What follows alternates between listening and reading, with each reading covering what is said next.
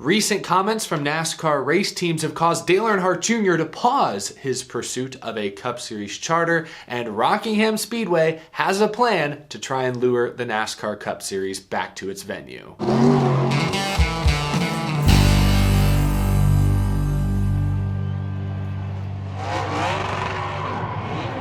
How's it going, y'all? My name is Eric. Welcome to Out of the Groove. We've got a lot to cover today. Rockingham Speedway, a track of the past, has plans for its future. NASCAR sent a memo to the teams outlining the exact changes they're making to the rear clip in an attempt to make the car safer. And Junior Motorsports' long-running pursuit of a NASCAR Cup Series charter may have temporarily run out of steam. We've got lots to get to, but first, today's episode is sponsored by my friends at Joe's Hand Cleaner. They sent me this huge container of their hand and surface quick wipes, complete with a fantastic cherry scent. Whew, I know when I clean something, I not only want it to look good, be clean, but I also want it to smell fresh. This accomplishes that. Joe's is also known for their waterless hand cleaners, their all-purpose hand cleaner, and their hand scrub. Joe's Hand Cleaner is giving away a complete package of their products. Beginning now through October 20th, if you share a photo of your current project or mess on Twitter or Instagram, tag Joe's Hand Cleaner and tag me, you will be entered for a chance to win a great care package of Joe's Hand Cleaner products. Clean up your mess with Joe's Hand Cleaner, building relationships one hand at a time. Thank you to Joe's Hand Cleaner for sponsoring this episode. Be sure to enter their giveaway on social media. Let's begin with the Rockingham news. Reported today by Queen City News, Rockingham is planning to repave the track in an attempt to lure NASCAR. Repave work will begin at the end of this month. Justin Jones, the VP of Operations at Rockingham Speedway, said that the goal is to attract major racing series, including ARCA, and he mentions NASCAR. He said, quote, "My goal when I first took this position was to rebuild the foundation of Rockingham in hopes of inserting Rockingham back in the foundation of NASCAR." Now, according to the Queen City News, this repave is expected to cost roughly $3 million.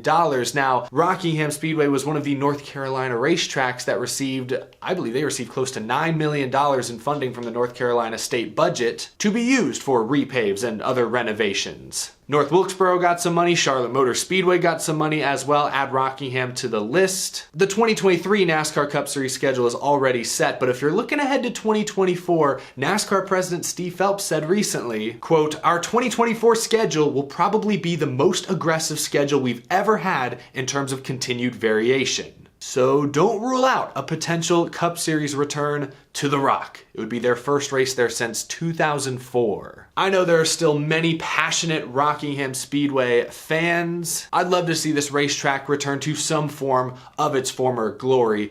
I do have one concern though, and I know this may be an unpopular opinion, it may make me sound like a hater, but I worry that a Cup Series race at Rockingham Speedway is kind of redundant. It's about an hour or so from Charlotte Motor Speedway. We race there twice a year. It's about an hour from Darlington. We race there twice a year. North Wilkesboro is just a couple hours away, and now that's back on the Cup Series schedule for next season. I know NASCAR is big in the Carolinas. NASCAR, while it does have national, worldwide appeal, it's still in many ways a southeastern United States. It's regional still. So I understand that, but there are so many good racetracks around Rockingham. Charlotte, with its two different configurations. Darlington's great. Everyone loves Darlington, North Wilkesboro. It's just a lot of tracks right there. Do we really need another racetrack on the Cup schedule next to all these other great racetracks? That's why I just worry it's a little redundant, and they're repaving it. To me, that's going to remove some of the charm that made Rockingham Speedway so popular amongst drivers and fans for many years. I'm sure, give it a few years, character will start to be built back into the facility once again, but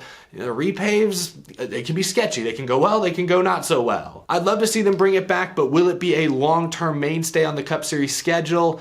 I'm not yet convinced, but it sounds like they're being aggressive, and NASCAR, we know their plan is to be aggressive. Could be a match made in heaven once again. Real quick, I want to talk about the next gen car and safety. Remember last week, NASCAR conducted a crash test in Ohio. They then had an all-hands meeting with the drivers before the race at Charlotte. This week, they sent a memo to the race teams, and that memo was leaked. There's an article in rodenttrack.com written by Bozy. I'll link it down in the description below because he outlines in great detail the changes that NASCAR is planning in time for the 2023 season. NASCAR is completely changing parts of the rear clip, the rear section of the car so that it will crumple better, it will absorb impacts better when hitting the outside wall, dissipating more energy so that the driver's not feeling so much of that impact in the seat. Hopefully will make the chance of more drivers sustaining concussions much less likely. Bosie also outlines the changes that are being made to the center section as well. It's not just the rear section, although I think most of the focus is going on there. There's some changes to the center section as well. So I'll link that article down below because it's a lot of technical jargon, a lot of parts and pieces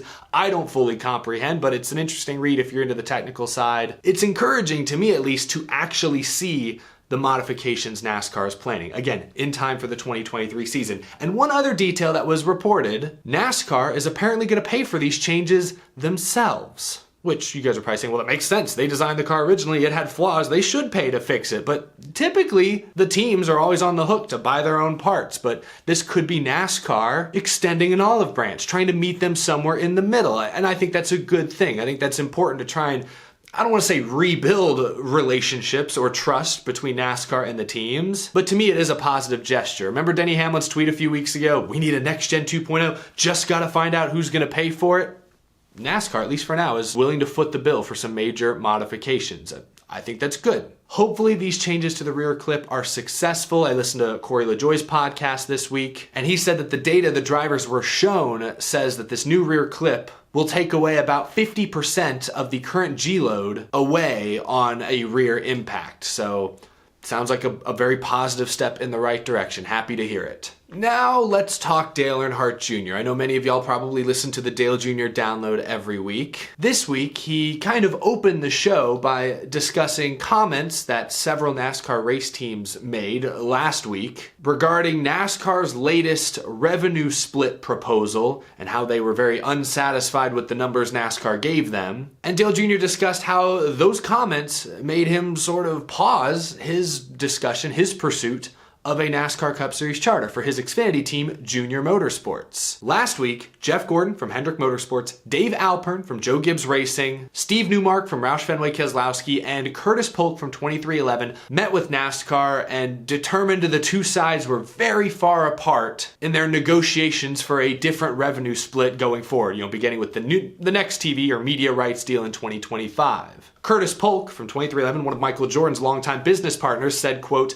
"The economic model is broken for the teams. The sustainability of the teams in this sport is not very long-term unless we have a fundamental change in the model." Dale Earnhardt Jr. on his show this week reacted to those comments, and here, I'll just play you what he said. When I heard what I heard from the RTA, it made me go, I need to wait and pause.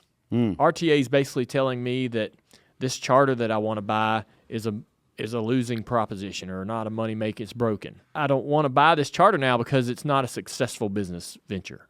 I believe that is an accurate assessment of Curtis Polk's comments and similar comments made by Dave Alpern, Jeff Gordon, Steve Newmark, and the rest of the Race Team Alliance. It is important to note that this is really the beginning of the team's negotiations with NASCAR, and that these negotiations are likely to heat up over the next few months, really over the next year. NASCAR is looking to find their next massive multi-billion-dollar TV or media rights deal, and along the way they're working with the teams to negotiate perhaps a different revenue split or changes to the business model. Under the current TV contract with Fox and NBC, we've discussed this before, NASCAR gets about 10% of the revenue, the racetracks get roughly 65%, and the race teams get the remaining 25% through the purse money in the charter agreement. The teams want a higher percentage. They have not said explicitly what percentage they're looking for, but more than 25%. Right now, the race teams are saying that roughly 60 to 80% of their revenue each year comes from outside corporate sponsorship. They want a greater percentage of the TV money so that they have a little better buffer zone in the case of, a major sponsor like M&M's pulling out.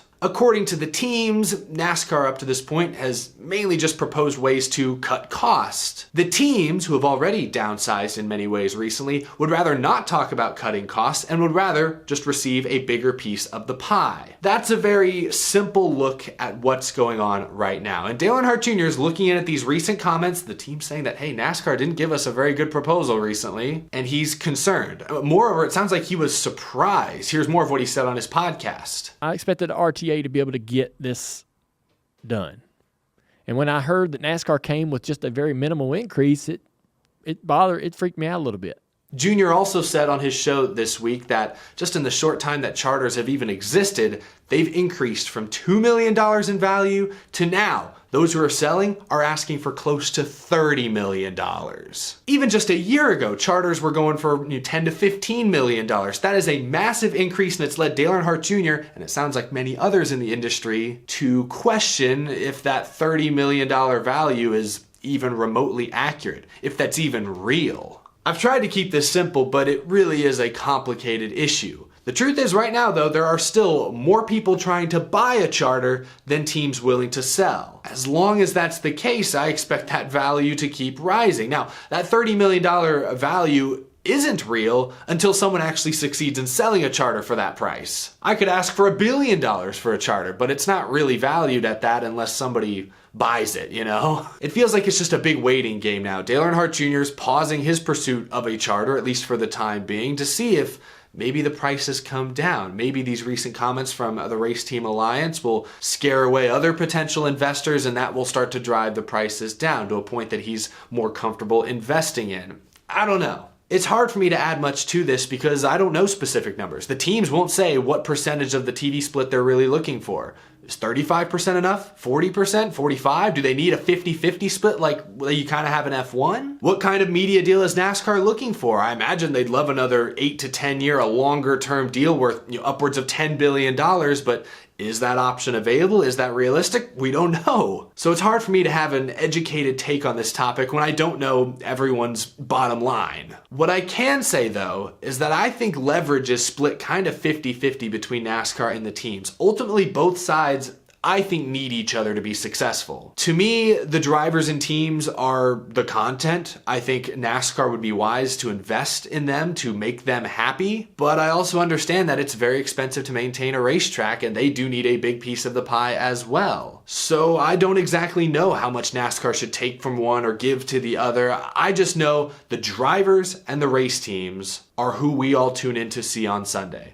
I mean, the track is great, sure. If they're racing at Daytona, more people will probably watch than if they're racing at Kansas. But more often than not, the drivers are what move the needle. I mean, look in the grandstands. Yeah, you'll see the occasional Talladega Super Speedway t-shirt, but 90% of shirts are representing a driver or a team or a manufacturer. I don't think you can just slap the NASCAR logo on any old racing series and have it be nearly as successful as the Cup Series is today. The Cup Series has the names. Without Chase Elliott, without Kyle Larson, Kyle Busch, Kevin Harvick, Denny Hamlin, the NASCAR Cup Series would not be as successful. I mean, there's a reason the Cup Series brings in 3-4 times the viewers as the Xfinity Series. Both NASCAR, both racing on the exact same track most weekends, but one has the stars and the other one has rising stars, has some names. Sure, hardcore fans know all the Xfinity drivers, but they don't hold the same weight as the juggernauts that exist in the NASCAR Cup Series. So I don't know which side really has more leverage in this case. I think both sides ultimately do need each other in order to be successful, but in my opinion, there have been a lot of cut costs in recent years. The whole next gen car being a spec car effectively is a cost-cutting measure. I don't know that a budget cap is necessarily realistic, but any more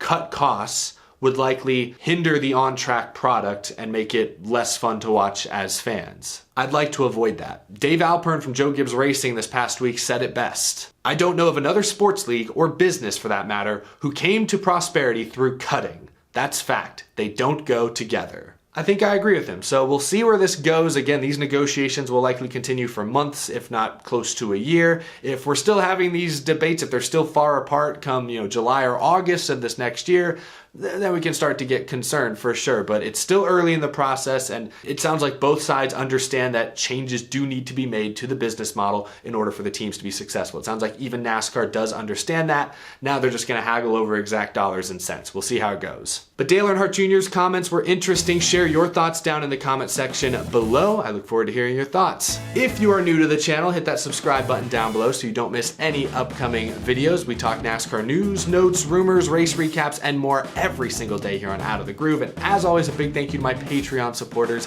as well. I keep teasing it, but we've got some fun things to announce in the next, I think the first stuff may get announced in the next week. So stay tuned, keep an eye out. I can't wait to share all the stuff we've been working hard on the last few weeks with you guys very, very soon. Take it easy, y'all. Thanks for watching this video.